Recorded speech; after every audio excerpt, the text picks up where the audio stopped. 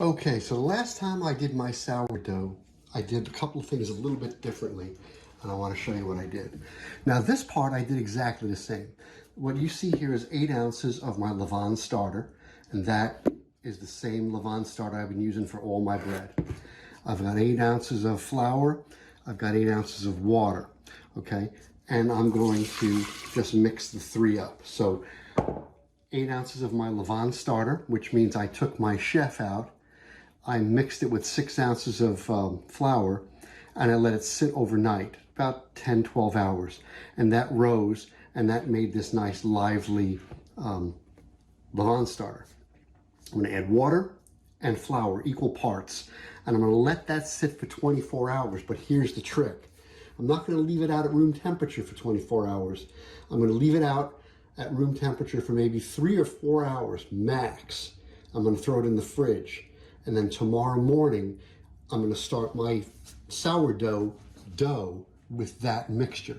When you leave this out overnight at room temperature for 24 hours, what happens is it rises up and then it starts to collapse. So it gets to its full liveliness and then it starts to die off. And we don't want that. We want to have it at its full, ripe liveliness. So I want to have a nice potent starter. I don't want to have one that's, lived its life and it's on its decline.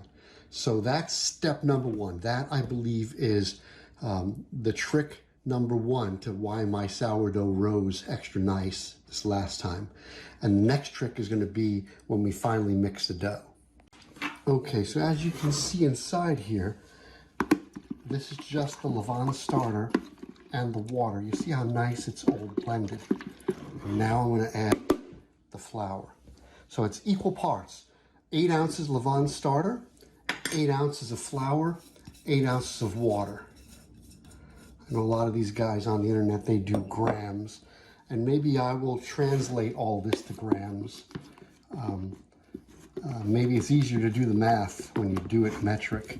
I don't know. But my friend, he's not my friend, I only met him once, but Mr. Dan Leader, the book that I'm using, uses ounces. So, it's a work in progress, but you see how it's coming together.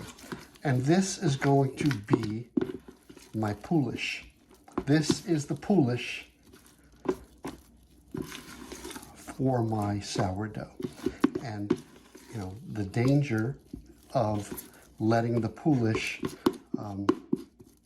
become too active and then decline means I'm not going to have enough liveliness, active yeast in my final dough.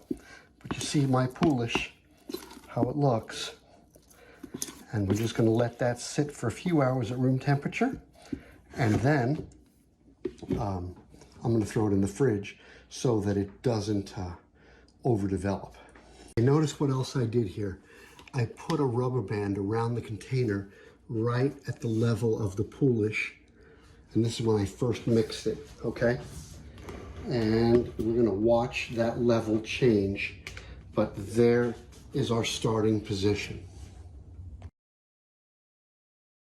Okay, so you see my poolish has risen above the rubber band, right? I'm gonna just turn it slowly, right? See how it's risen above the rubber band. So it's rising, it's active. It's a lively poolish.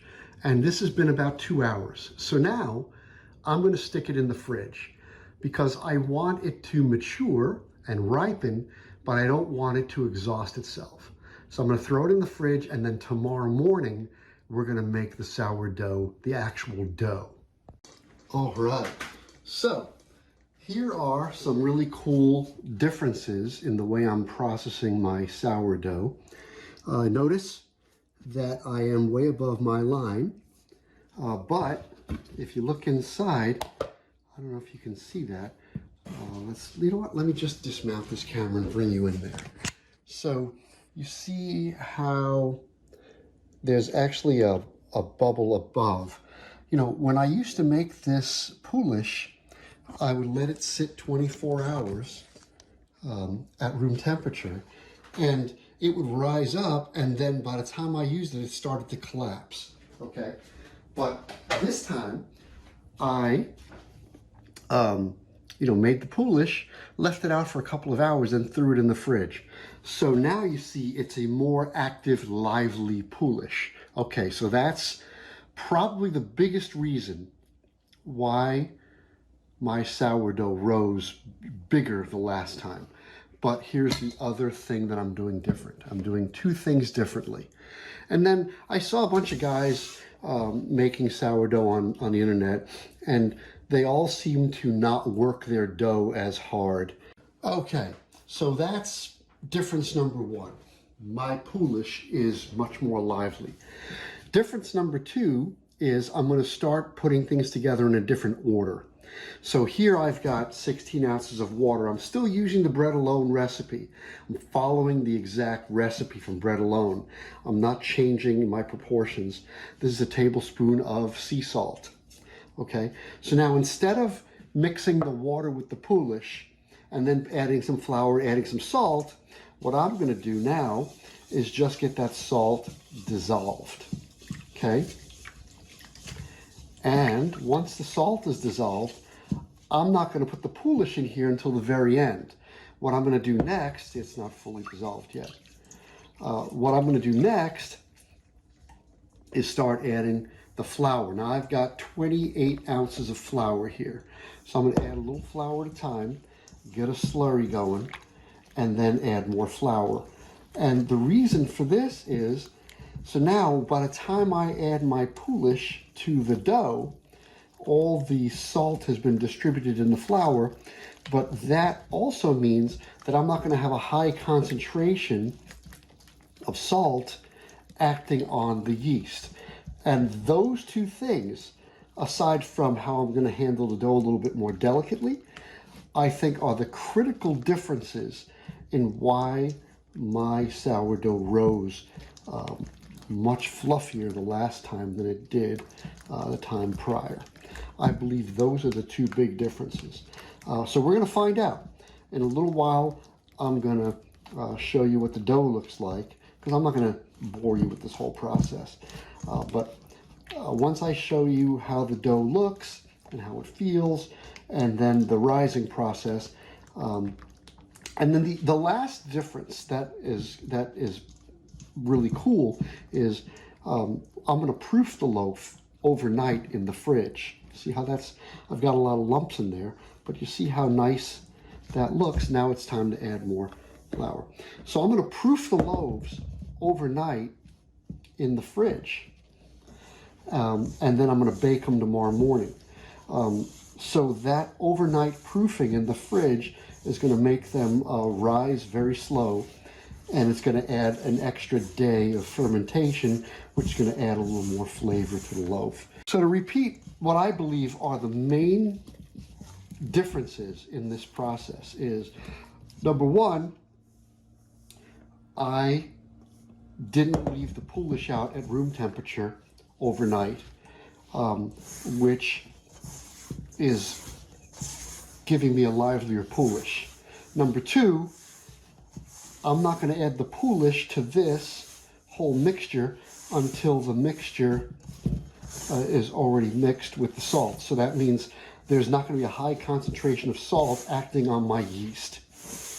And the third and final piece to this is that I'm going to let the loaf proof overnight in the fridge. And that I kind of did the last time anyhow. So I think these two aspects are the most important part. You see how that dough is not quite absorbing there. So, maybe I don't need more flour. I mean, I have this flour that I intend to use. Maybe I don't need it yet. But you see how now I've got a dough. Now it's time to add the poolish to this dough. Now that poolish is kind of wet, so it's going to change the hydration of this dough, and then maybe I'll add more flour. Okay, so in goes the poolish. Wow. And this is 8 ounces of the levain starter, 8 ounces of flour, and 8 ounces of spring water. So add that to the 16 ounces of spring water that I started with for this dough, and you see how, we're going to have 4 pounds of dough here. Come on. All right, well, I could shut the camera off. Okay, so I'm just going to try to mix that Polish in with the dough, and I might add some more flour to it. Most likely I will.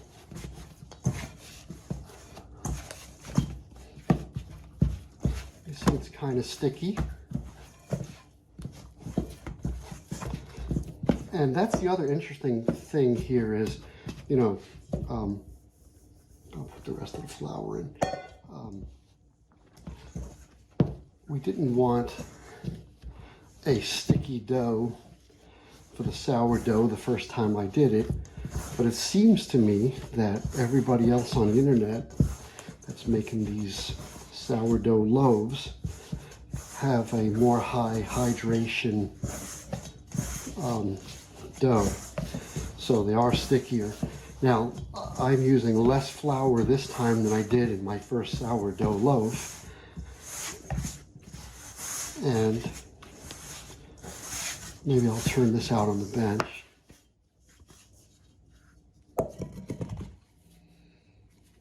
got a little bit of a mess here, that's okay. Turn it out on the bench, and I'm not going to work it too much. I'm just going to get it mixed, and then I'm going to let it rest. And that's the other thing that I'm doing differently.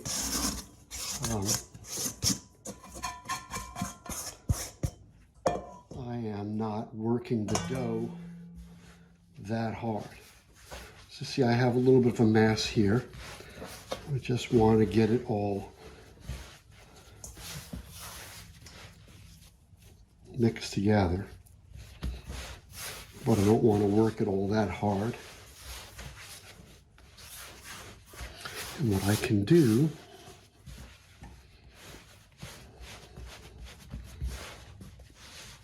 you're going to see that this is actually going to be a pretty sticky dough in a few minutes. What I'm going to do is just try to get it mixed, and then I'll let it rest, and then we'll move on to the next step. Okay, but you see how it's starting to form. And I said I wasn't going to knead it, but I guess old habits die hard. So let me get all this stickiness off my fingers. And I'm just going to cover it and let it rest for about 20 minutes. And then we're going to work that dough into a nice loaf. Yeah, it's very sticky. Okay, we're cool. That's cool. All right. I'm going to go get a damp towel and cover it. Right back. Okay, so this is a clean towel that I just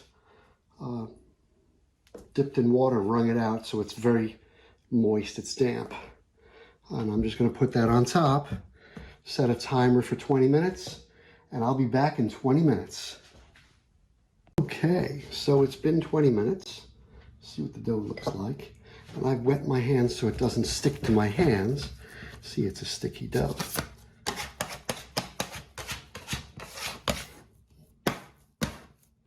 So my object here is to just try, I'm just going to do a couple of slap and folds, right? And fold it over. My object here is just to get it into a smooth dough. And I feel that it's got some lumps and stuff in it, so, and that's typically why I would knead it. But I'm trying this new approach in an effort to get a fluffier sourdough.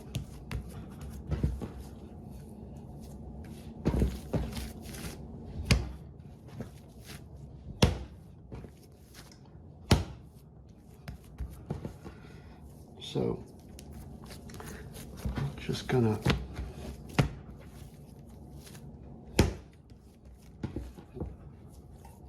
just gonna fold it on itself. And look at all that stickiness. That's crazy, right? I'm not used to working with such a wet dough for my sourdough, but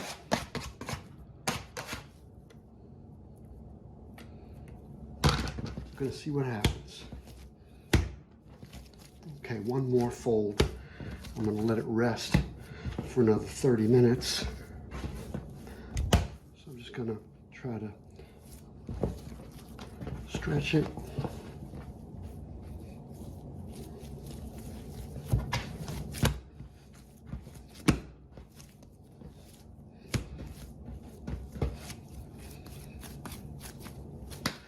See, it's starting to stick to my fingers already.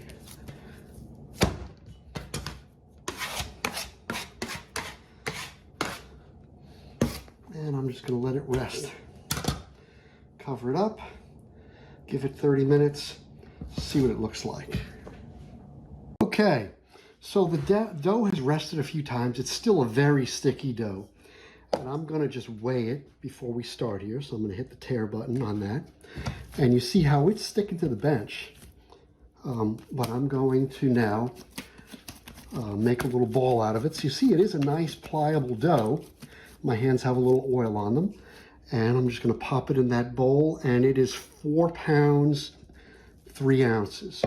Okay, so it's going to go into the bulk rise stage now. 4 pounds, 3 ounces. So that means I'm going to make 2 loaves that are, you know, a little bit more than 2 pounds. So I'm just going to throw it in there, throw my towel on top, and let it rest for, I don't know, 2 hours? 2 hours, maybe more, maybe less. I'm just going to keep an eye on it and wait until it reaches, you know, up to about here. Right, that's going to be double in size, and then we take it to the next step. We're going to divide it up and then shape the loaves. Okay, so it has risen, and now I'm going to divide it in half, and I'm going to make 2 loaves out of it, and I'm going to let those loaves rest for, I don't know, half an hour. Then I'm going to shape them into final loaves. And then I'm going to put them in their little baskets, stick them in the fridge, and let them proof overnight. And tomorrow morning, we're going to bake them. Okay, so I'm going to get that dough divided. I'll show you what it looks like. All right, look at that lovely mass. Now, I like to weigh it. I mean, I could do it by eye, really. You know, I'm sure that this is half. But let's check. Okay, so that's 2 pounds, 1 3/8 of an ounce. And that's 2 pounds and 2 ounces. So you know what? That's close enough. Close enough.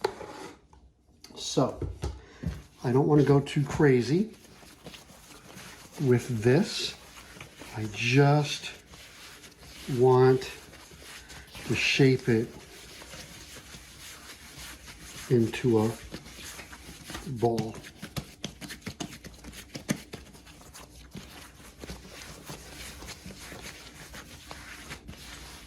Okay, so my alarm went off while I was recording that. But you see, I'm just kind of just shaping it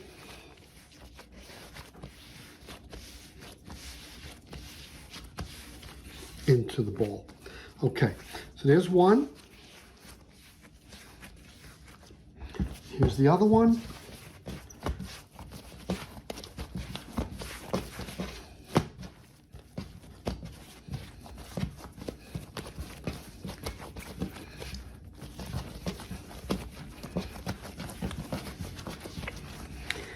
They're within an ounce of each other, so I don't think that size difference is really gonna matter. See, I've got some bubbles in that surface. I don't really want those bubbles there. But this is not the final loaf anyhow, right?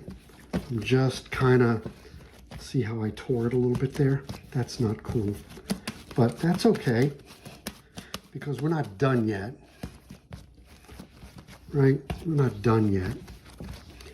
I just want to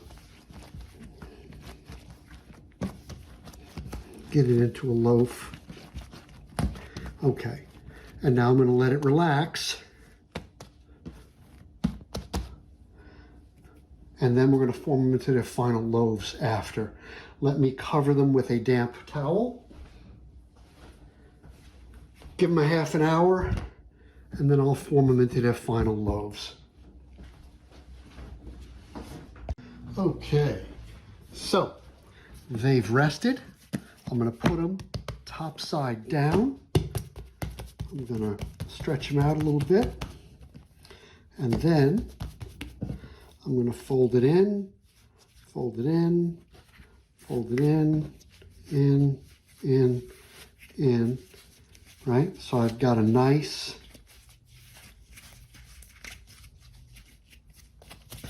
top that's smooth, and I've got this seam here, and I'm going to put it in my little container, in my little basket, seam side up. Seam side up so that this side gets nice and fancy, right? It's going to get nice and fancy from the basket.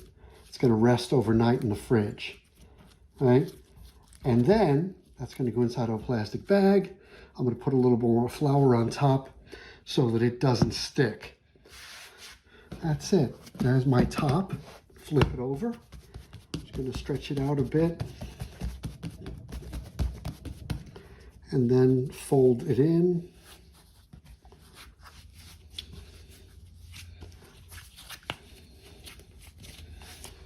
Just like that.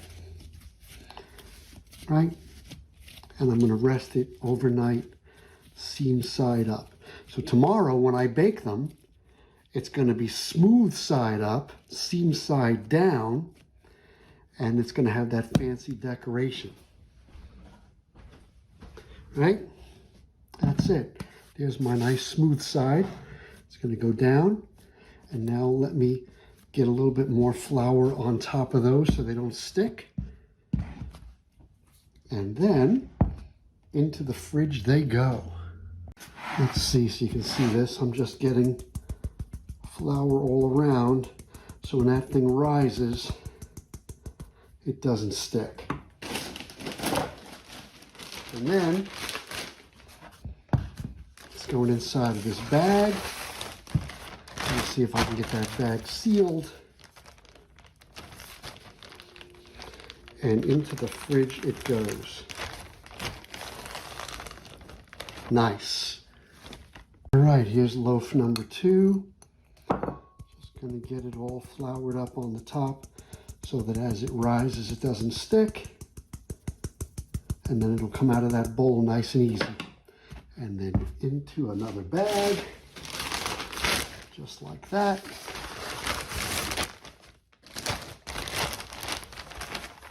And by doing this, I don't have to worry about anything drying out, sticking, nothing. I just want to make sure I get it sealed. Is it sealed? Yeah, it's sealed, right? Isn't it? No, it's not.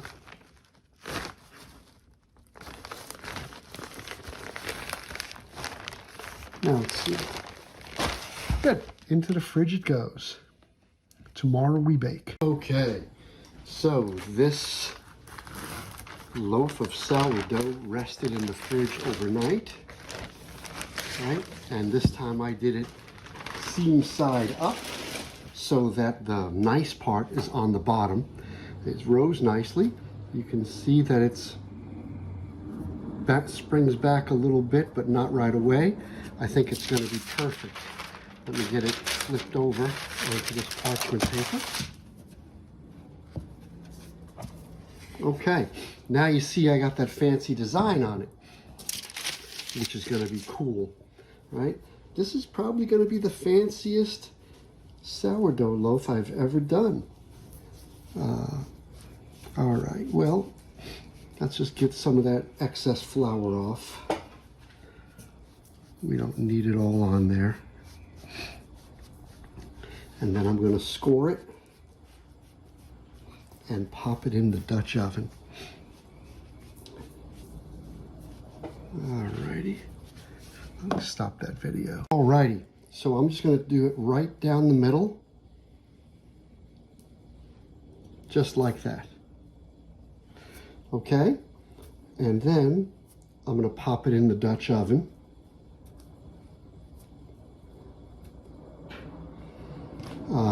Which is over there. Okay, so we just had to move that camera. Okay, and pop it in. Always use your pot holders or you're going to burn your hands something miserably. And into the oven it goes. Okay, let's set a timer for 20 minutes. Okay, there's 20 minutes in. Look at what that looks like, right? That looks more professional. Okay, that's got to go back in the oven now for about 25 minutes. Okay, so there's loaf number 1. Probably the most professional looking loaf I've ever done. Just by using those couple of extra techniques and of course getting that special equipment. So we're going to go on to loaf number 2 now. Alrighty, loaf number 2. Going to do the same exact thing. Take it out of that bag. Right, you see? It's got a nice little spring to it, right? It doesn't come immediately back. And let's flip it over onto the parchment.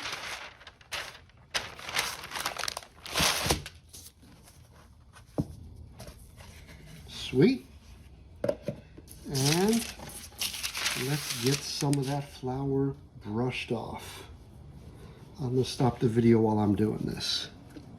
Okay, so we're going to do the same exact kind of slash right down the middle. I'm going to make it a little bit deep because I really like the way that last one expanded. Let me go get that skillet out of the oven.